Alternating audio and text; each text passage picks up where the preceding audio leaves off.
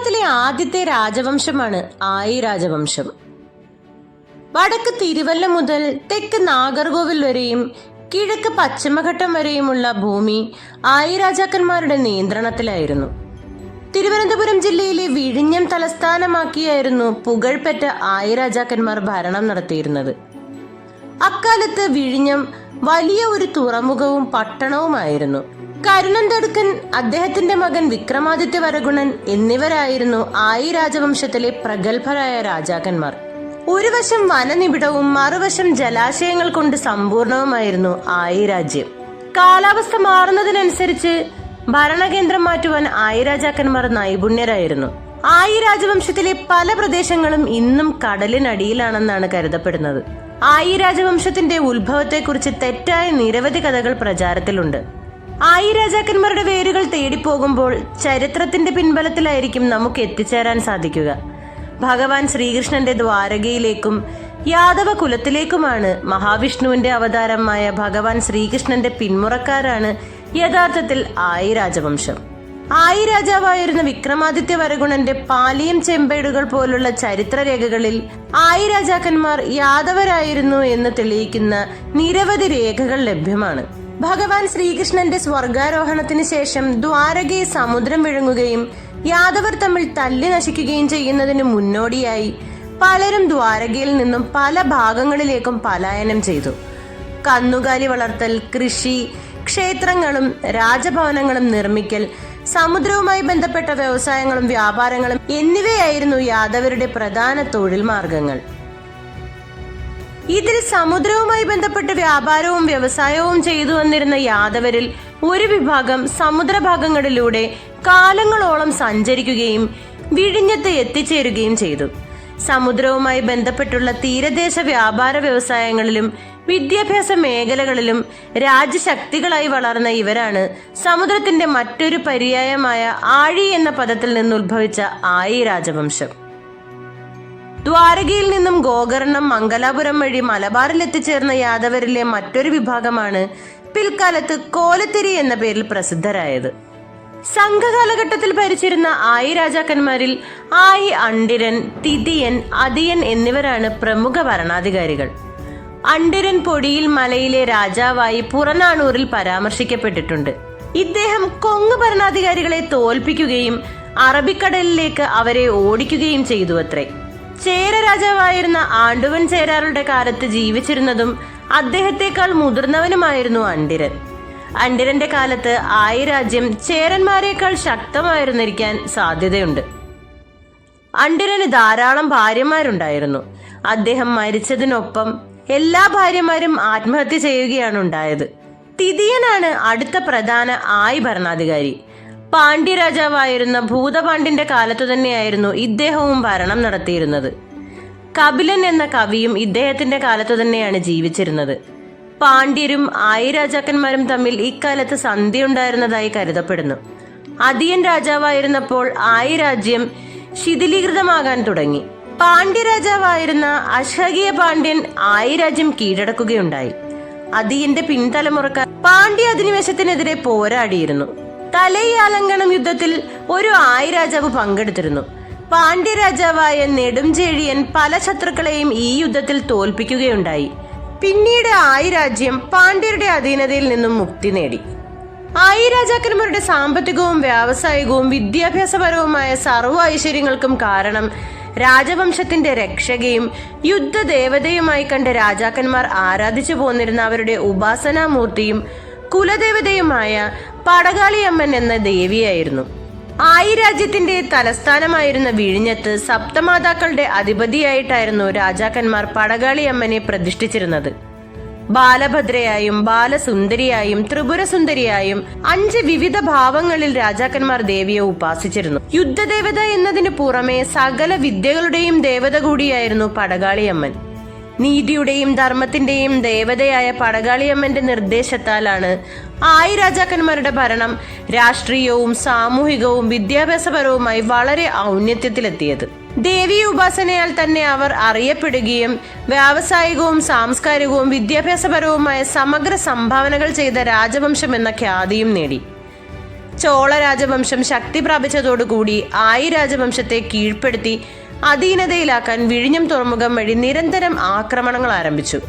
എന്നാൽ ചോള രാജാക്കന്മാരുടെ ആക്രമണങ്ങളെ എല്ലാം ആയി രാജാക്കന്മാർ തങ്ങളുടെ ഉപാസനാ ദേവതയായ പടകാളി അമ്മന്റെ അനുഗ്രഹത്താൽ പരാജയപ്പെടുത്തി. ആയി രാജാക്കന്മാരുടെ സാമ്പത്തിക, വ്യാവസായിക, സാംസ്കാരിക, വിദ്യാഭ്യാസ വളർച്ചയ്ക്കും യുദ്ധ വൈദഗ്ധ്യത്തിനും കാരണം അവരുടെ ഉപാസനാമൂർത്തിയായ പടകാളി അമ്മൻ ദേവിയാണെന്ന് മനസ്സിലാക്കിയ ചോള രാജാക്കന്മാർ ദേവിയുടെ പ്രതിഷ്ഠയും ആഭരണങ്ങളും സ്വന്തമാക്കുവാൻ ശ്രമം തുടങ്ങി.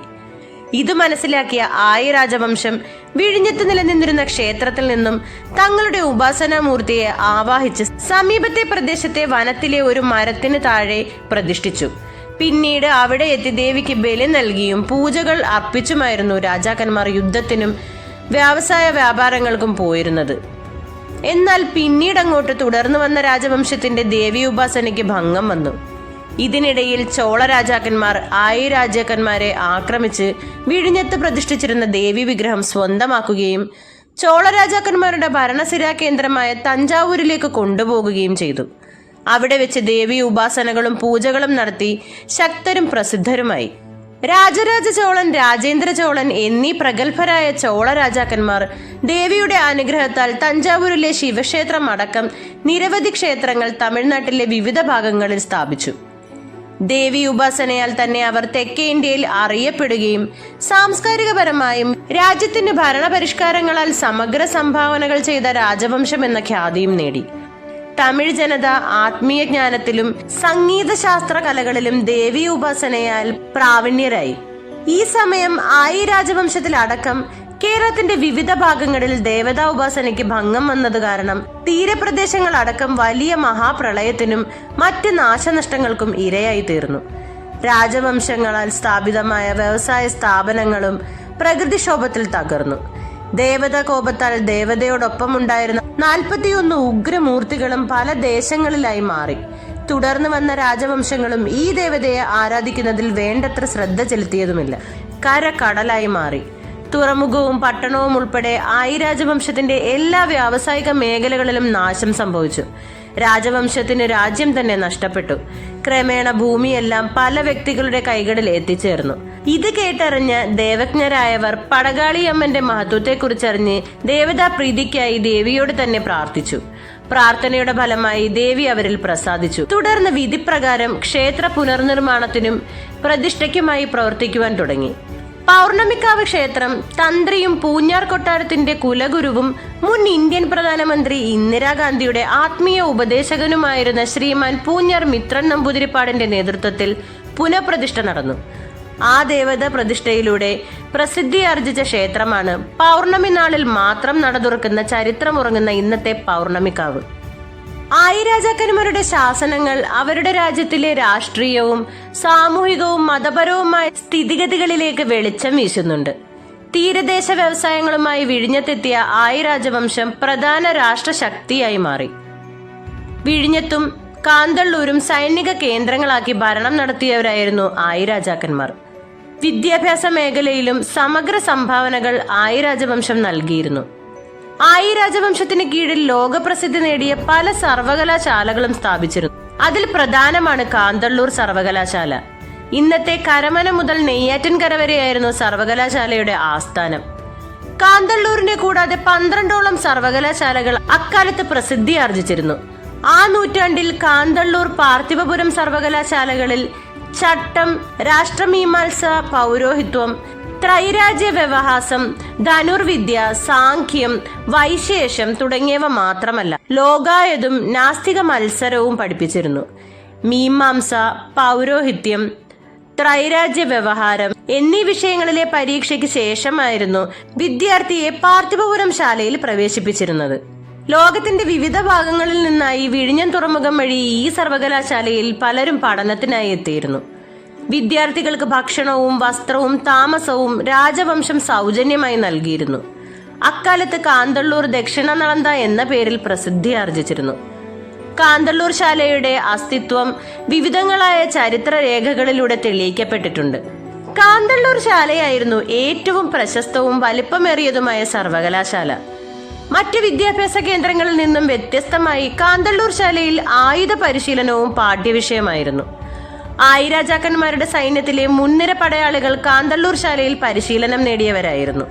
ഇന്നത്തെ കന്യാകുമാരി ജില്ലയിലെ വിളവങ്കോട്ട് താലൂക്കിൽ സ്ഥിതി ചെയ്യുന്ന പാർത്ഥിവപുരം വിഷ്ണു ക്ഷേത്രം നിർമ്മിച്ചത് ആയിരാജാക്കന്മാരിൽ പ്രഗത്ഭനായ കരുനന്തക്കടനാണെന്നാണ് പൊതുപ്രചാരത്തിലുള്ളത്. എന്നാൽ ഇന്നും ഇതൊരു തർക്ക വിഷയമായി അവശേഷിക്കുകയാണ്.